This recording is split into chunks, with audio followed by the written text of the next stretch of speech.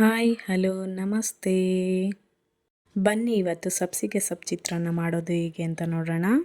ಒಂದು ಬಾಣಲಿ ತಗೊಳ್ಳಿ, ಅದಕ್ಕೆ 2 ಸ್ಪೂನ್ ಆಯಿಲ್ ಹಾಕ್ಕೊಳ್ಳಿ. ಈಗ ಅದಕ್ಕೆ ನಾನು ಕಡಲೆ ಬೀಜ ಹಾಕಿದ್ದೀನಿ. ಅದನ್ನು ನೀಟಾಗಿ ಬ್ರೌನ್ ಕಲರ್ ಬರೋ ತನಕ ನೀಟಾಗಿ ಫ್ರೈ ಮಾಡಿ.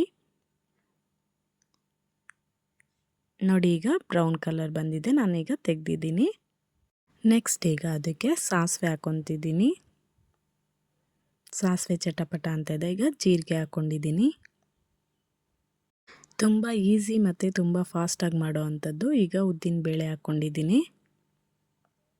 ಈಗ ಕಡಲೆಬೇಳೆ ಹಾಕ್ಕೊತಿದ್ದೀನಿ. ಈಗ ನೀಟಾಗಿ ಬ್ರೌನ್ ಕಲರ್ ಬರೋ ತನಕ ರೋಸ್ಟ್ ಮಾಡೋಣ.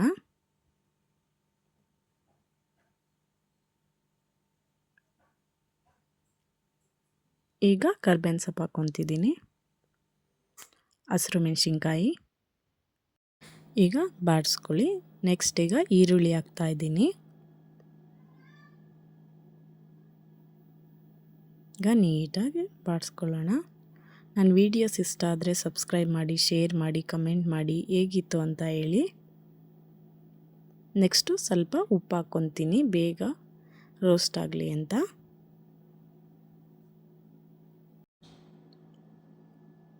ಈಗ ಸಣ್ಣಗೆ ಹೆಚ್ಚಿಟ್ಟಿರೋ ಅಂಥ ಟೊಮೊಟೊ ಹಾಕ್ಕೊತೀನಿ. 1 ಟೊಮೊಟೊ ಹಾಕ್ಕೊಂಡಿದ್ದೀನಿ.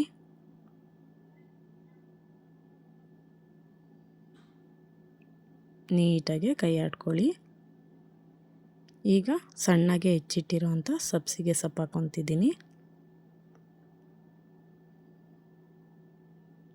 ನೀಟಾಗಿ ಒಂದು ಸಲ ಮಿಕ್ಸ್ ಮಾಡ್ಕೊಳ್ಳಿ.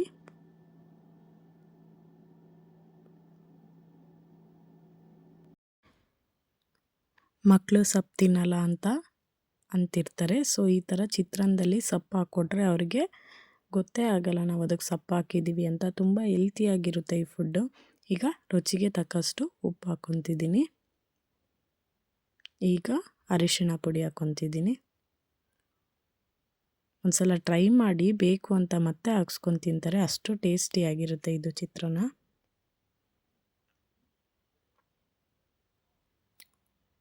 ನೆಕ್ಸ್ಟ್ ಈಗ ಹುಣಸೆ ಹಣ್ಣಿನ ರಸ ಹಾಕ್ಕೊತಿದ್ದೀನಿ. ಹುಣಸೆ ಹಣ್ಣಿನ ರಸ ಇಲ್ಲ ಅಂದರೆ ನಿಂಬೆ ಹಣ್ಣಿನ ರಸ ಬೇಕಾದರೂ ಹಾಕ್ಕೊಳ್ಳಿ. ಈಗ ಕಾಯಿ ತುರಿ ಹಾಕ್ಕೊತಿದ್ದೀನಿ.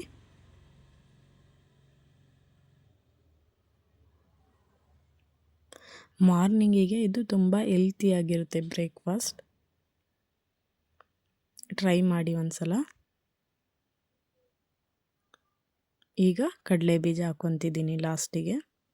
ಫಸ್ಟೇ ಹಾಕ್ಕೊಬಿಟ್ರೆ ಅದೆಲ್ಲ ಮೆತ್ತಗಾಗಿಬಿಡುತ್ತೆ. ಸೊ ಎಲ್ಲ ಫ್ರೈ ಆದಮೇಲೆ ಲಾಸ್ಟಿಗೆ ಕಡಲೆ ಬೀಜ ಹಾಕಿ ನೀಟಾಗಿ ಮಿಕ್ಸ್ ಮಾಡಿ. ನೋಡಿ, ಇವಾಗ ಸಬ್ಸಿಗೆ ಚಿತ್ರಾನ್ನದ ಹುಳಿ ರೆಡಿಯಾಗಿದೆ.